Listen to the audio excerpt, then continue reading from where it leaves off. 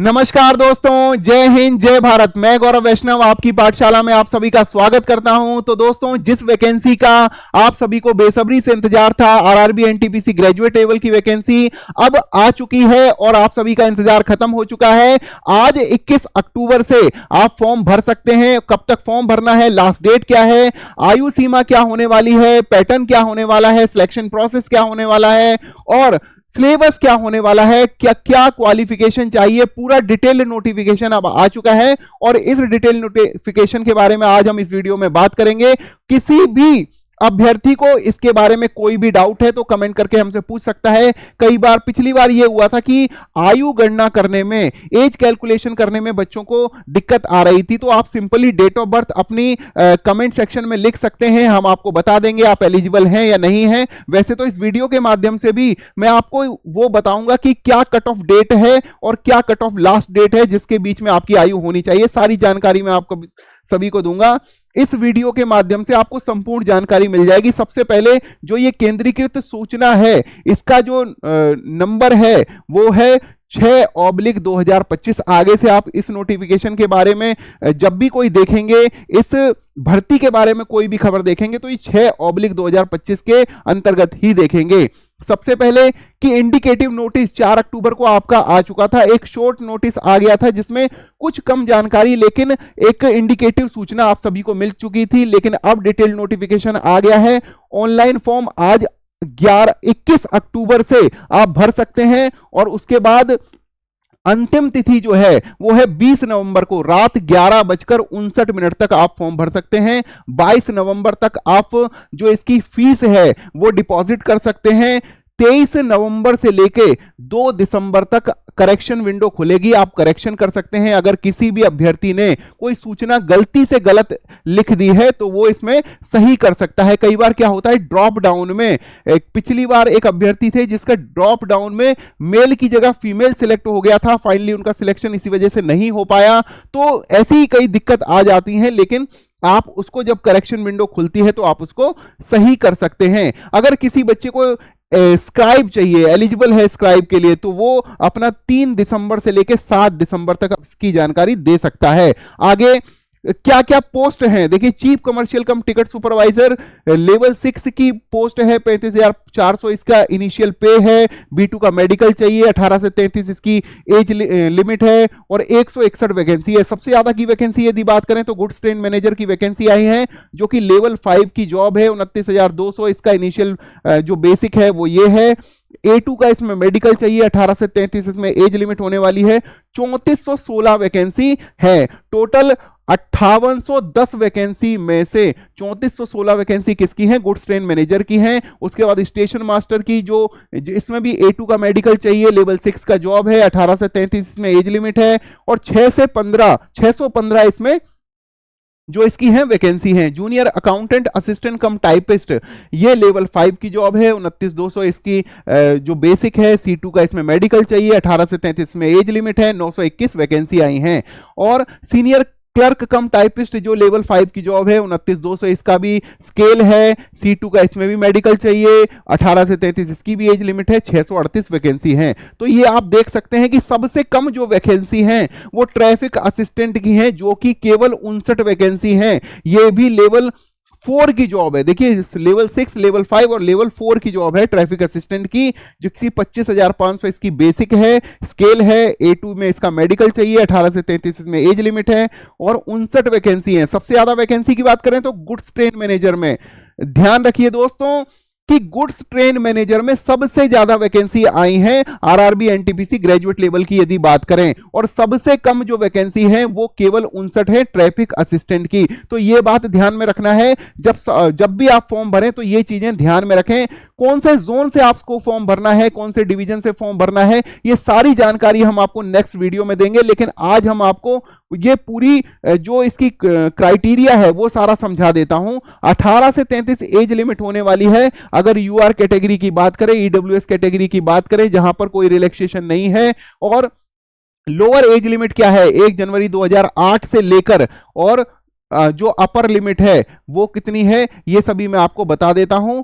ठीक है, यूआर ईडब्ल्यूएस की यदि बात करें तो 2 जनवरी 1993, इसके पहले का यदि कोई अभ्यर्थी पैदा हुआ है, जन्म हुआ है, तो वो फॉर्म भर नहीं सकता है। ओबीसी नॉन क्रीमी लेयर की यदि बात की जाए तो 2 जनवरी 1990 से पहले यदि किसी का जन्म हुआ है तो वो फॉर्म भरने का जो है हकदार नहीं है। और एससी एसटी की यदि बात की जाए तो 2 जनवरी 1988 से पहले यदि कोई अभ्यर्थी जिसका जन्म हुआ है वो फॉर्म भरने नहीं सकता है। ठीक है, और पूरी तरह से देखिए, इसको आपको मैं बाइफरकेट करके भी बता देता हूं। जनरल और ईडब्ल्यूएस का यदि कोई अभ्यर्थी है तो 18 से 33 उसकी आयु सीमा है, क्योंकि यहां पर कोई छूट नहीं है। 2 जनवरी 1993 से लेके 1 जनवरी 2008 तक जिसका जन्म हुआ है वो ही अभ्यर्थी इस भर्ती को भर सकता है, एलिजिबल है। और ओबीसी नॉन क्रीमी लेयर की बात की जाए तो 18 से 36 इसकी एज लिमिट है। 3 वर्ष का यहां पर आपको रिलैक्सेशन मिल गया, तो 33 + 3 + 36 हो गया। और 2 जनवरी 1990 से लेके 1 जनवरी 2008 तक जो अभ्यर्थी जिसका जन्म हुआ है ओबीसी नॉन क्रीमी लेयर में है वो फॉर्म भर सकता है। और एससी एसटी अभ्यर्थी, इसमें एससी एसटी कैटेगरी में आपको 5 साल का रिजर्वेशन मिला हुआ है, रिलैक्सेशन है, एज रिलैक्सेशन। 18 से 38 जिस भी अभ्यर्थी की एज है वो इस फॉर्म को भर सकता है, 5 साल का इसमें रिलैक्सेशन है। तो 2 जनवरी 1988 इसकी कट ऑफ डेट है। इसके पहले यदि कोई एससी एसटी कैटेगरी का अभ्यर्थी जन्म हुआ है तो वो फॉर्म भर नहीं सकता।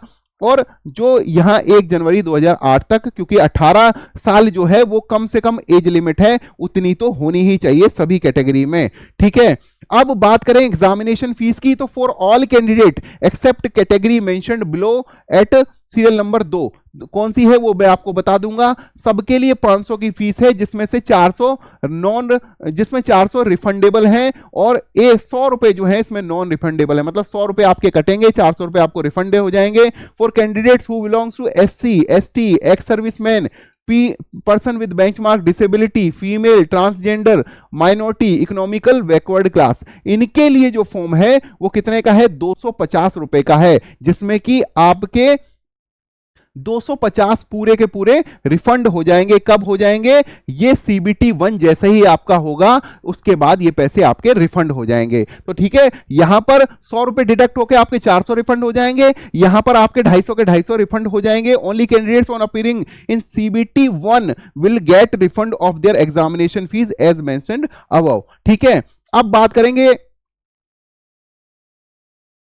All candidates must clearly mention the bank detail. देखिए, अगर आपको पैसे वापस चाहिए, आपके रिफंड अगर तभी तो आएगा जब कोई आप बैंक की डिटेल देंगे, अकाउंट होल्डर का नाम लिखेंगे, तो जो ये 250 रुपया और 400 रुपया वापस आना है रिस्पेक्टिव कैटेगरीज में, तो वो तभी वापस आएगा जब आप पूरी अपनी डिटेल सही से इसमें भरेंगे। अब बात करते हैं भैया कि जो क्वालिफिकेशन क्या होनी चाहिए, तो क्वालिफिकेशन भी हम आपको बताएंगे। और उसके बाद जो ये जो डिफरेंट स्टेज हैं फॉर्म का जो प्रोसेस है, सिलेक्शन प्रोसेस है, उसके डिफरेंट स्टेज क्या हैं उनके ऊपर बात करेंगे। और अलग अलग पोस्ट पर कि क्या क्या मतलब इसकी क्वालिफिकेशन होनी चाहिए कि वो और जो सिलेक्शन प्रोसेस है वो पूरी बात करेंगे। देखिए, गुड्स ट्रेन मैनेजर की यदि बात करी जाए तो CBT 1 देखिए इसमें भी है, सीनियर क्लर्क कम टाइपिस्ट में भी है, junior accountant assistant cum typist में भी है। सभी जितनी वैकेंसी है CBT 1 तो सब में होगा ही,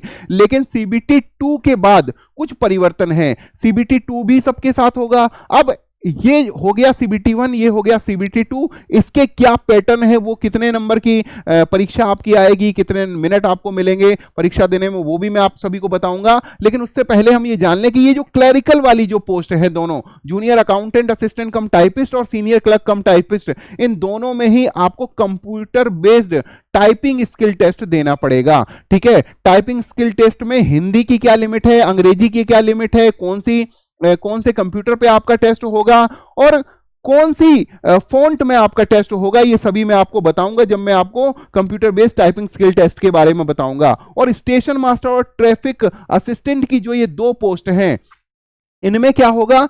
इनमें होगा कंप्यूटर बेस्ड एप्टीट्यूड टेस्ट, ये जिसको आप साइको टेस्ट भी कहते हैं।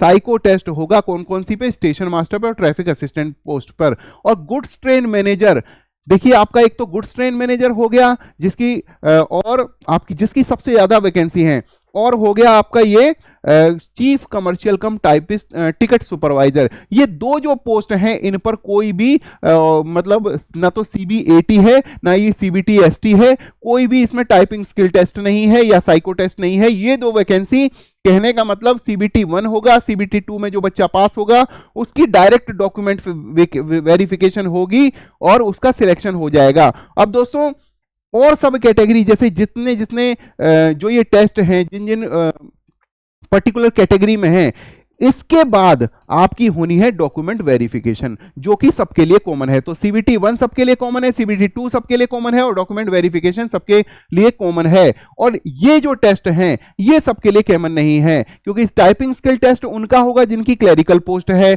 और स्टेशन मास्टर और असिस्टेंट जो ट्रैफिक असिस्टेंट है वहां पर आपका साइको टेस्ट होगा यानी CBAT होगा। और अच्छे से आप समझ लीजिए कि ये प्रोसेस टोटल है, ठीक है। Computer based CBT 1, CBT 2, typing skill test या CBAT, उसके बाद डॉक्यूमेंट वेरिफिकेशन, फिर मेडिकल एग्जामिनेशन। तो ये हो गया मेडिकल एग्जामिनेशन और ये हो गया डॉक्यूमेंट वेरिफिकेशन, ये हो गया CBT 1, ये हो गया CBT 2। ये सभी कॉमन है, चारों कॉमन है सबके लिए। केवल ये तीसरा जो CBAT और CBT ST वाला जो है यही मतलब पर्टिकुलर कैटेगरी में है। CBT 1 की बात समझ लें तो एग्जाम ड्यूरेशन जो है आपका 90 मिनट का होने वाला है। जनरल अवेयरनेस के आपसे 40 क्वेश्चन पूछे जाएंगे, मैथमेटिक्स के आपसे 30 क्वेश्चन पूछे जाएंगे, जनरल इंटेलिजेंस एंड रीजनिंग के आपके 30 क्वेश्चन पूछे जाएंगे। 100 नंबर का आपका ये टेस्ट है।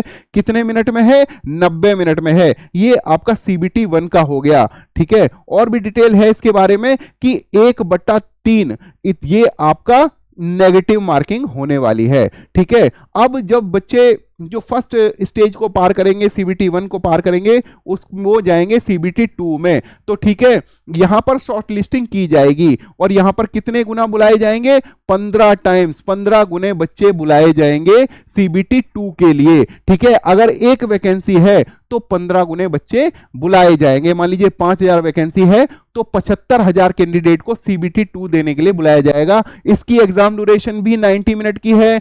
इसमें जनरल अवेयरनेस के 50 क्वेश्चन आएंगे, मैथमेटिक्स के 35 क्वेश्चन आएंगे, जनरल इंटेलिजेंस रीजनिंग के 35 क्वेश्चन आएंगे। टोटल 120 क्वेश्चन है, तो 120 में से मार्क्स मिलेंगे। 90 मिनट का आपका टाइम ड्यूरेशन है।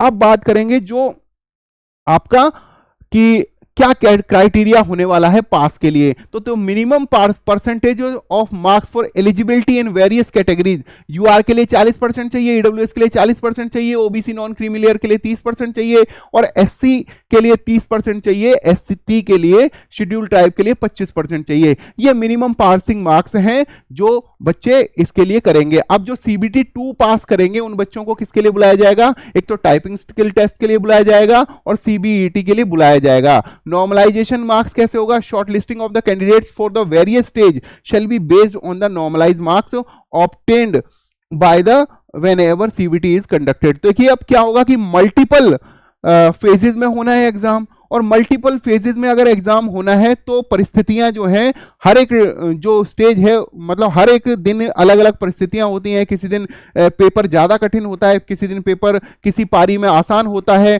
तो सबको नॉर्मल स्तर पर लाने के लिए नॉर्मलाइजेशन किया जाता है और ये होता ही है। देखिए पिछली बार से हो ही रहा है, पिछली बार भी हुआ था और लगातार ये हो ही रहा है। अब CBAT की बात की जाएगी तो conducting after qualifying second stage only for candidates who is from station master and traffic assistant category. अब क्वालिफाइंग मार्क्स क्या होंगे? तो टी स्कोर 42 मार्क्स का इसमें टी स्कोर चाहिए है, ठीक है। और irrespective of SC, ST, OBC, non creamy layer या EWS एक्स सर्विसमैन किसी को भी हो तो यहां पर क्या है? यहां पर है नो रिलैक्सेशन। CBAT में कोई भी रिलैक्सेशन नहीं है। और सबसे बड़ी बात क्या है? यहां पर नेगेटिव मार्किंग नहीं है, ठीक है। यहां पर नेगेटिव मार्किंग नहीं होगी, ठीक है। तो 70% जो वेटेज होगी वो आपके जो CBT 2 में जो आप नंबर लेकर आए हैं उसकी, और 30% जो वेटेज है वो आपकी CBAT की जोड़ी जाएगी। कहने का मतलब साइको टेस्ट के आपके 30% मार्क्स और 70% जो मार्क्स हैं वो आपके CBT 2 के जोड़े जाएंगे, तब जाके आपकी फाइनल वो बनेगी। अब जो बच्चे क्लरिकल वाली पोस्टों पे हैं उनके लिए क्या होगा? Computer based typing skill test होगा, जिसमें आपसे 30 वर्ड पर मिनट आपको इंग्लिश में पूछे जाएंगे और 25 वर्ड पर मिनट आपको हिंदी में पूछे जाएंगे। मतलब इतनी आपकी मतलब जो है स्पीड होनी चाहिए, ठीक है। और इसमें बता दिया गया है कि जो पर्सनल कंप्यूटर होता है, जो डेस्कटॉप होता है, उसी पर यह कराया जाएगा। और जो फॉन्ट होगा, फॉन्ट भी शायद कृति देव होगा, मैं ये हाँ देखिए लिखा हुआ है हिंदी का कृति देव वाला फॉन्ट होगा, ठीक है। तो ये वाली जो बात है ये उन सभी के लिए है जो मतलब क्लरिकल पोस्ट के लिए हैं। तो दोस्तों आप सभी को मैंने एज लिमिट बता दी। एज लिमिट में मैंने आप सभी को बाइफरकेट करके बता दिया कि किस कट ऑफ डेट से लेके किस कट ऑफ डेट तक आपकी एज होनी चाहिए। क्वालिफिकेशन आपको पता लग गई है। आप सभी को पता लग गया है कि जो पूरा सिलेक्शन प्रोसेस क्या होने वाला है। अब आप सभी कैंडिडेट्स को जिसको भी कोई भी समस्या हो वो मतलब कमेंट करके जरूर बताएं, पूछ ले कमेंट करके, हम उसका जवाब जरूर देंगे। तब तक के लिए आप सभी से दोबारा से मैं ये बताने वाला हूं कि किस जोन से फॉर्म भरें, कैसे फॉर्म भरें, फॉर्म फिलिंग प्रोसेस क्या है। अगला जो वीडियो हम बनाएंगे वो फॉर्म फिलिंग प्रोसेस का बनाएंगे ताकि आप सभी को आसानी हो जाए। तो देखिए कोई जल्दबाजी नहीं है। आज 21 अक्टूबर हुआ है, पहला ही दिन है। आज साइट पर बहुत ज्यादा जोर भी पड़ रहा है क्योंकि पहले ही दिन बच्चे उसको साइट को देख रहे हैं। तो जरूरी नहीं है कि आज ही आप फॉर्म भर दीजिए, हालांकि जल्दी से जल्दी फॉर्म भरना है, लेकिन 1-2 दिन में मैं आपको फॉर्म फिलिंग प्रोसेस पूरा विजुअल के साथ समझाऊंगा, तो आप आराम से भर सकते हैं। कौन सी जोन से सिलेक्शन आपका आसानी से हो सकता है, कौन सी पोस्ट पे आसानी से हो सकता है, यह भी मैं आप सभी को बताऊंगा। तब तक के लिए आप सभी को नमस्कार, जय हिंद, जय भारत।